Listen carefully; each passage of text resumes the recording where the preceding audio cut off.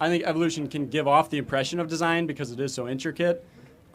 Even like something like religion, I would explain in terms of evolution and natural selection. Like over time, religions change. For instance, there's plenty of denominations sure, of Christianity.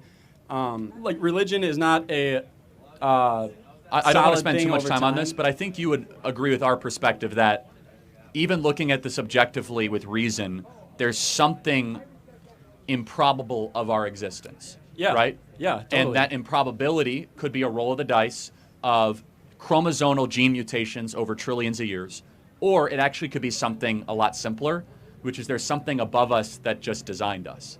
And so I actually think the designing argument is far more rational because you look at how we're built, you look at the trillions of chromosomes within us, how our body works, the DNA sequencing. It's hard to believe all that is an act of the dice. And that is what evolution contests, is that it's a lot of, it would be like rolling snake eyes 23 billion times in a row. That's how improbable evolution is. My contention with that would be like evolution is like it's unchanging. It doesn't put us at the center of everything. So a lot of people explain it's like the good of the species, but truly it's just the good of the gene, passing on the genes that stick.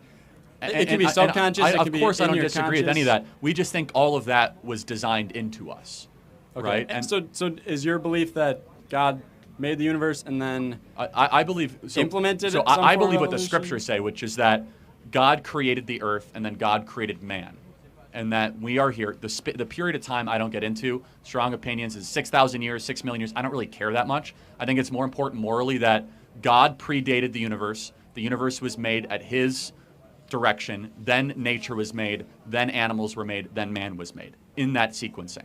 And I think that's an important sequencing. Yeah, and I agree that there should be, if we believe that there's a start of the universe, there has to be a beginner. For sure. And I also disagree with ethical subjectivism, where that's you're entitled to your own moral. But I feel like there is one truth. There has to be. There has to be, right? And your argument is God provides us that truth through the Bible. But then why is your truth the truth? Yeah, no, that's a great question. So, because through both reason and revelation, though. So, God gives us both. Revelation, of course, is the scriptures. Reason is our ability to interact with the natural world to see if the scriptures are actually true. So, why is Christianity true? Well, first, let's just test the 10 Commandments. If you follow the 10 Commandments, your life will be objectively better and your society will be objectively better, right? I mean, not killing, not murdering, not stealing, honoring your parents, not having anything above the idea of a sovereign God, right? Resting for one day a week, not lying. These are things that we can all agree, okay, that's a good way to build society. But let me just one thing. The two miracles that Christianity hinges upon is creation, which I think you're almost there-ish, that there was a beginning to everything. In the beginning, God created the heaven and the earth. And then the resurrection. And the resurrection is the greatest, most documented miracle in human history. And we believe, of course, it to be true. It defies every other historical explanation so in order for an atheist to be able to wrestle with the resurrection, you must answer, who is Jesus Christ? Okay, what happened to his body? Why did all of his followers die a death voluntarily afterwards? Why were all the original witnesses women, which in the old world you never would have had women witnesses, right? A lot of misogyny back then.